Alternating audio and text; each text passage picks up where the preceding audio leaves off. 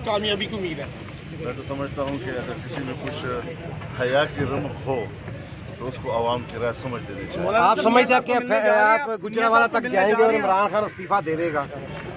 ये तो मैं नहीं कह सकता, नताइज तो अल्लाह के हाथ में होता है, लेकिन एक तहरीक है, कौमी तहरीक है।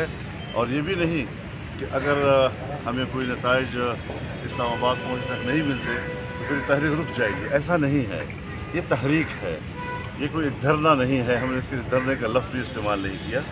आज़ादी मार्च है, आज़ादी मार्च में तहरीक की सूरत है। इसको मज़ीद सख्त किया जाएगा अगर इस्लामाबाद तक पहुँचने पर कौम के इस राय का एहतराम न किया गया। अच्छा चलिए मियां साहब ये बताइए कि कहा जाता है कि आप इस्लामाबाद जाएंगे मगर धरना नहीं देंगे, कुछ देर खिताब करेंगे फिर आ जाएंगे, ये क्या असल तफसील क्या है?